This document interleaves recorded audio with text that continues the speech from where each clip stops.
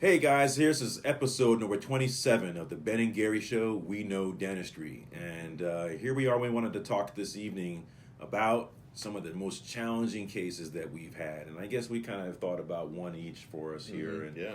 and Gary, we've talked about these kind of situations many Right. times here. Right. Dental implants sometimes aren't always just a slam dunk, Right.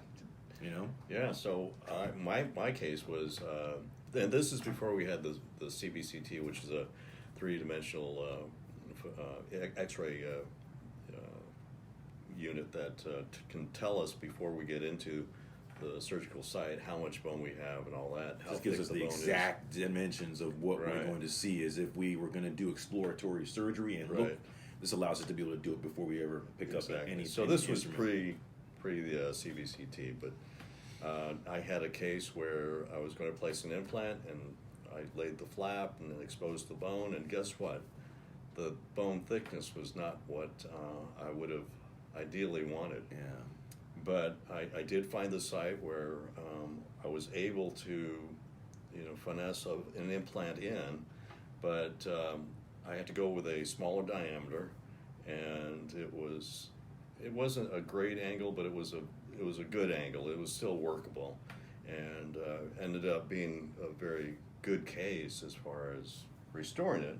And the aesthetic outcome was fine, but it was just when you open up a site like that, You're expecting one thing, Yeah. and you get another. you get another It's boy. like game time decision is what you have to do. Yeah. By the way, Exactly. go Caps there. By the way, Yeah, thanks, yeah. since it is almost game time. Yes, and so, but anyway, that was a challenging case because you definitely, your heart rate goes up, your blood pressure goes up, and you go, well, let's take care of this. But it worked out, and but that was a tough case. Yeah. So for me, that was it. What about yours?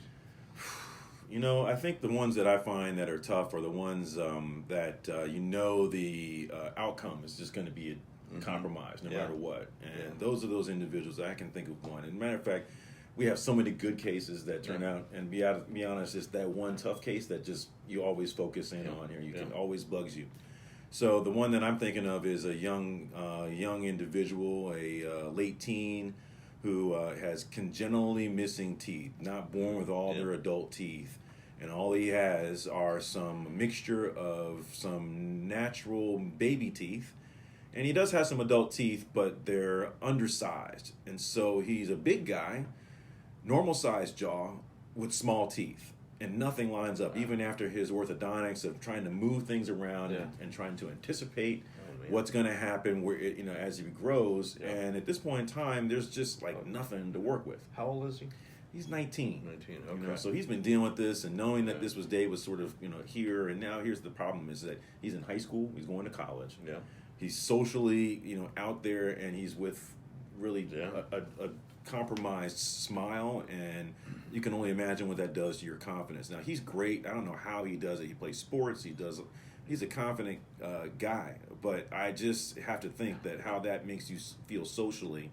You can see how that's affected him. And so the tough part is that we have to figure out what can we do to be able to give him some sort of teeth to make him socially feel a little bit better about himself, and have something that's actually going to function he can eat with.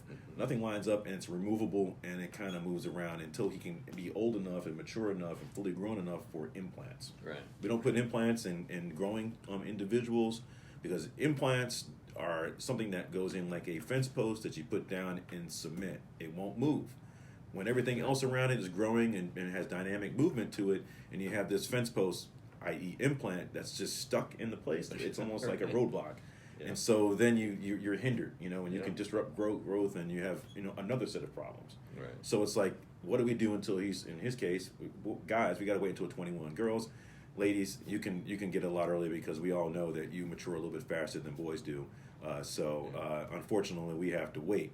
And so he has to wait until he's about 22 years old. In the meantime, he's got to wear something removable that this doesn't necessarily really all that work. It makes him look great, but how he feels when he wears something removable like that with a bunch of teeth on it, it's like a denture. I mean, so you automatically feel a little bit crippled. So those are the tough ones, because it's not about making what you need to, but it's really managing the expectations, managing the emotions of an individual like that, and that's the tough part, because I can't do anything better about it other than what we have until we get to the next phase, until he's old enough. Right. So those are tough. Those are the ones that we think about on a Friday afternoon when the week is done.